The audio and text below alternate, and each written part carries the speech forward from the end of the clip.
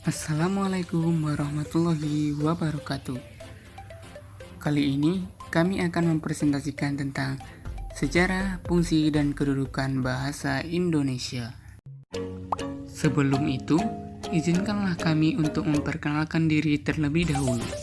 Pertama, ada Zahratus Syifa dengan NIM 2215040044. Kedua, ada Zulfahri Saing dengan NIM 2215040077. Dan yang terakhir ada Nurani Nasution dengan NIM 2215040062. Baiklah, yang pertama kita akan membahas tentang sejarah perkembangan bahasa Indonesia.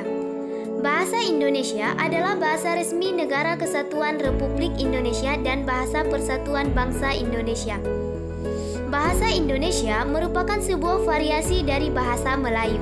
Dalam hal ini dasar yang dipakai adalah bahasa Melayu Riau, tetapi telah mengalami perkembangan akibat penggunaannya sebagai bahasa kerja dan proses pembakuan pada awal abad ke-20.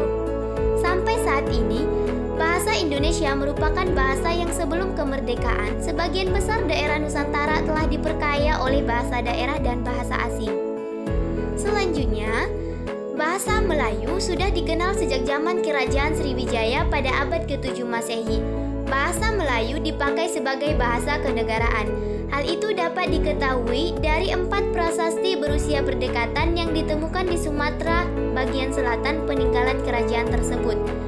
Prasasti tersebut diantaranya adalah dengan ditemukannya prasasti di Kedukan Bukit Berangka tahun 683 Masehi di Palembang, dan ditemukannya Talang Tuwu Berangka tahun 684 Masehi di Palembang, dan ditemukan pula Kota Kapur Berangka tahun 686 Masehi di Bangka Barat, dan yang terakhir ditemukannya Karang Berahi Berangka tahun 688 Masehi di Jambi.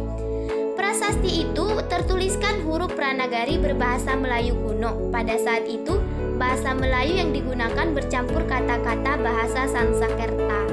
Perkembangan ejaan bahasa Indonesia. Ejaan merupakan keseluruhan aturan atau tata cara untuk menulis suatu bahasa, baik yang menyangkut tambang bunyi, penulisan kata, penulisan kalimat, maupun penggunaan tanda baca. Setelah diresmikannya bahasa Melayu oleh Van Ohuijsen, yang kemudian berkembang menjadi bahasa Indonesia hingga ditetapkan sebagai bahasa persatuan, muncul ejaan-ejaan baru, yakni sebagai berikut. Yang pertama, ejaan publik. Ejaan publik merupakan suatu usaha perwujudan dari Kongres Bahasa Indonesia di Surakarta, Jawa Tengah tahun 1938 yang menghasilkan suatu keputusan penyusunan kamus istilah. Yang kedua, ejaan pembaharuan. Salah satu hal yang menarik dalam konsep ejaan pembaharuan ialah disederhanakannya huruf-huruf yang berupa gabungan konsonan dengan huruf tunggal. Misalnya, EYD, ejaan pembaharuan santai, santai, harimau, harimau. Ketiga, ejaan Melindo. Ejaan Melindo atau Melayu Indonesia merupakan hasil perumusan ejaan Melayu dan Indonesia pada tahun 1959. Melayu dan hal yang berbeda adalah bahwa di dalam ejaan Melindo, gabungan konsonan TJ seperti kata cinta diganti dengan C menjadi cinta, juga bergabungan konsonan NG seperti jonja diganti dengan huruf NC yang sama sekali masih baru. Republik merupakan suatu usaha perwujudan dari Kongres Bahasa Indonesia di Surakarta, Jawa Tengah tahun 1938 yang menghasilkan suatu keputusan penyusunan kamus istilah. Yang keempat, ejaan yang disempurnakan.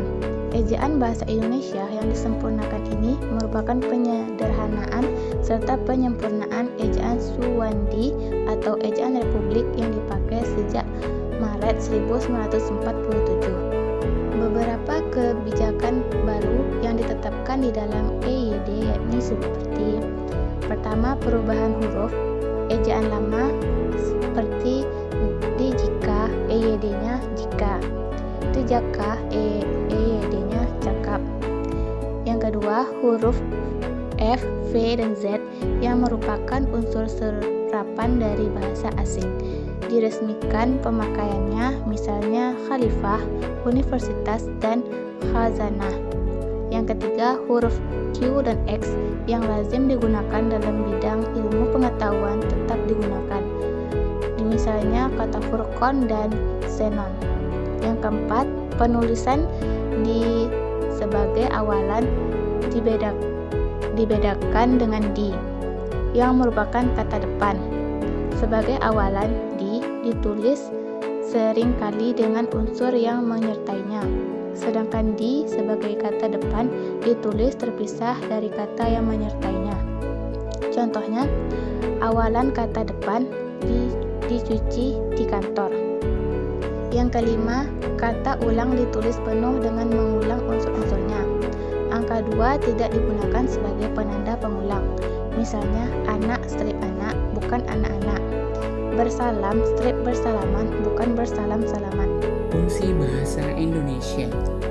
Di dalam kedudukannya sebagai bahasa nasional, bahasa Indonesia berfungsi sebagai 1. Lambang kebanggaan kebangsaan. 2. Lambang identitas nasional. 3. Alat penghubung antar warga, antar daerah, dan antar budaya. 4. Alat pengembangan kebudayaan, ilmu pengetahuan, dan teknologi. Sebagai lambang kebanggaan kebangsaan, bahasa Indonesia mencerminkan nilai-nilai sosial budaya yang mendasari rasa kebangsaan kita. Di dalam melaksanakan fungsi ini, bahasa Indonesia tentulah memiliki identitasnya sendiri, sehingga ia serasi dengan lambang kebangsaan kita yang lain. Bahasa Indonesia hanya dapat memiliki identitasnya apabila masyarakat pemakainya membina dan mengembangkannya sedemikian rupa sehingga tidak bergantung pada unsur-unsur bahasa lain. Selain fungsi-fungsi di atas, bahasa Indonesia juga berfungsi sebagai alat yang memungkinkan penyatuan berbagai suku bangsa dengan latar belakang sosial budaya dan bahasa yang berbeda-beda ke dalam satu kesatuan kebangsaan yang bulat. Selanjutnya kita akan membahas tentang kedudukan bahasa Indonesia. Kedudukan bahasa Indonesia pada dasarnya dibedakan atas 3 kedudukan. Pertama, kedudukan bahasa Indonesia sebagai bahasa nasional. Pada tanggal 28 Oktober tahun 1928, Muhammad Yamin mengusulkan bahasa Melayu sebagai bahasa nasional dalam pidatonya pada Kongres Nasional kedua. Selain itu, kedudukan bahasa Indonesia pula berada di atas bahasa daerah. Selanjutnya, kedudukan bahasa Indonesia sebagai bahasa persatuan bangsa. Bahasa Indonesia secara resmi diakui sebagai bahasa persatuan bangsa.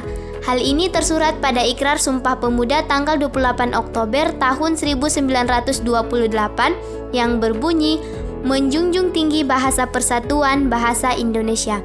Kemudian selain itu, dalam sebuah hasil perumusan seminar politik bahasa yang diselenggarakan di Jakarta tanggal 25-28 Februari tahun 1975 menegaskan bahwa bahasa Indonesia sebagai bahasa kesatuan. Terakhir, kedudukan bahasa Indonesia sebagai bahasa negara. Sehari setelah kemerdekaan, ditandatanganilah Undang-Undang Dasar 1945 pada bab 15 pasal 36 ditetapkan secara sah bahwa bahasa Indonesia adalah bahasa negara. Hal ini tercantum dalam pasal 36 Undang-Undang Dasar 1945 yang berbunyi, bahasa negara adalah bahasa Indonesia. Berarti, bahasa Indonesia tidak hanya berkedudukan sebagai bahasa, tetapi juga termasuk dalam bahasa negara. Jadi dapat disimpulkan, kedudukan bahasa Indonesia sebagai bahasa diembannya dalam persoalan kehidupan berbangsa, bukan dalam kehidupan bernegara. Demikian juga, kedudukan bahasa Indonesia sebagai bahasa negara diembannya dalam persoalan kehidupan bernegara, bukan dalam kehidupan berbangsa saja. Mungkin sekianlah dulu dari kelompok kami. Mohon maaf apabila ada kekurangan. Saya akhiri dengan sebuah pantun. Bu Dina membawa bonsai, lalu duduk makan stroberi. Semua telah usai, saatnya kami undur diri. Wassalamualaikum warahmatullahi wabarakatuh.